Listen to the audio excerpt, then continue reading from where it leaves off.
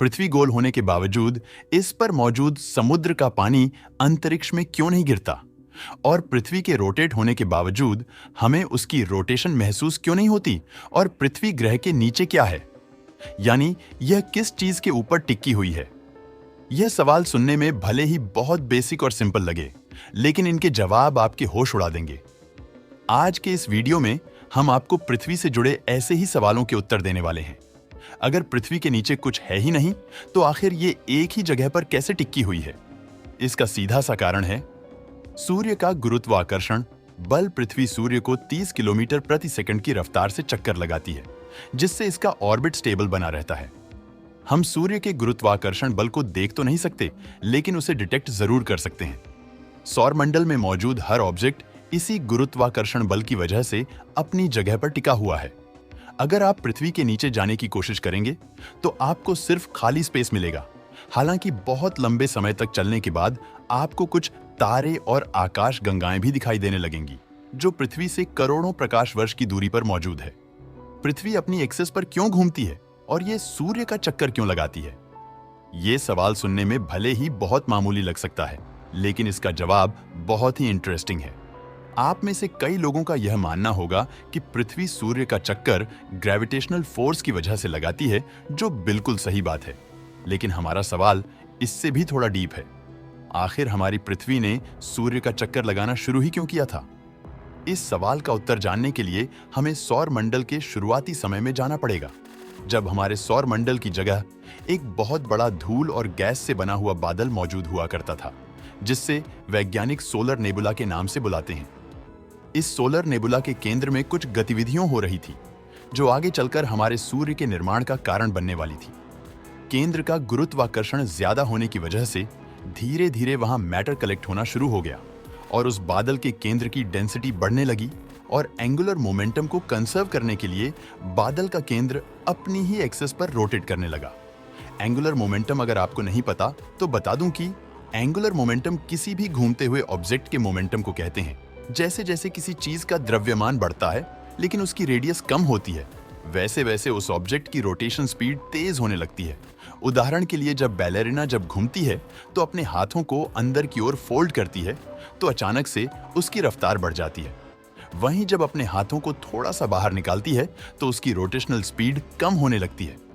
इसी चीज को एंगुलर मोमेंटम कहा जाता है। सोलर नेबुला के केंद्र में मैटर इकट्ठा होने की वजह से उसका भी द्रव्यमान बढ़ता जा रहा था। एक समय ऐसा आया जब उसके केंद्र ने रोटेट करना शुरू कर दिया, जिसके परिणाम स्वरूप पूरा बादल ही रोटेट होने लगा और सोलर नेबुला का केंद्र हमारे सूर्य में कन्वर्ट हो गया और उसके आसपास मौजूद बादल एक प्लैनेटरी डिस्क बन गया और हमारे ग्रहों का निर्माण होता है। सूर्य के बनने के कुछ ही लाख सालों बाद हमारी पृथ्वी का निर्माण भी शुरू हो गया। अब क्योंकि इसका निर्माण घूमती हुई प्लैनेटरी डिस्क से हुआ था, इसलिए यह भी सूर्य का चक्कर लगाने लगी। लेकिन क्या आपने कभी यह सोचा है कि आखिर में यह मोशन फील क्यों नहीं होता? पृथ्वी 30 किलोमीटर प्रति सेकंड की रफ्तार से अंतरिक्ष में आगे बढ़ रही है, लेकिन इतनी तेज मूव करने के बावजूद हमें इसकी गति का जरा सा भी अंदाजा नहीं लग पाता। आखिर ऐसा क्यों है? इसका जवाब बहुत ही सिंपल है। हम पृथ्वी के रोटेशन को इसलिए नोटिस नहीं कर पाते क्योंकि यह कांस्टेंट है। आइए इसको एक उदाहरण के जरिए समझते हैं। मान लीजिए आप एक बस में बैठे हैं जो एक बहुत ही स्मूथ रोड पर चल रही है। उस बस की खिड़कियां पर्दों से बंद है, और अगर आपको इस बात की जानकारी ना दी जाए कि वह बस चल रही है, तो आप कभी यह पता नहीं लगा पाएंगे कि आप एक मूविंग बस में हैं। लेकिन क्या हो अगर उस बस की गति को धीमा करने के लिए ब्रेक अप्लाई की जाए या तेज करने के लिए एक्सीलेटर दबाया जाए? ऐसे में आपको छोटे मोटे झटके महसूस होंगे, जिससे आपको यह पता चल जाएगा कि आप एक बस के अंदर हैं। इस पूरी बात का सीधा सा मतलब यह है कि जब कोई चीज लगातार गति पर चल रही होती है, तो उसके मोशन का पता लगा पाना ऑलमोस्ट इम्पॉसिबल हो जाता है। कुछ ऐसा ही हमारी पृथ्वी के साथ भी है। पृथ्वी एक कांस्टेंट स्पीड पर सूर्य का चक्कर लगाती है, जिस वजह से हमें उसके रोटेशन के बारे में पता नहीं चल पाता। हमारी पृथ्वी गोल है, तो उसके निचले हिस्से में मौजूद पानी अंतरिक्ष में क्यों नहीं गिरता? इस सवाल का सीधा सा जवाब है गुरुत्वाकर्षण एस्केप वेलोसिटी। हमारी पृथ्वी का गुरुत्वाकर्षण बल इस पर मौजूद चीजों को केंद्र के नजदीक खींचने की कोशिश करता है। अगर आपको इससे बाहर निकलना है, तो आपको कम से कम 12 किलोमीटर प्रति सेकंड की रफ्तार से ऊपर की ओर बढ़ना पड़ेगा। जब भी किसी रॉकेट या स्पेसक्राफ्ट को अंतरिक्ष में लॉन्च किया जाता है तो उसकी रफ्तार 12 किलोमीटर से ज्यादा ही रखी जाती है, ताकि पृथ्वी से बाहर निकलने में कोई भी परेशानी ना हो।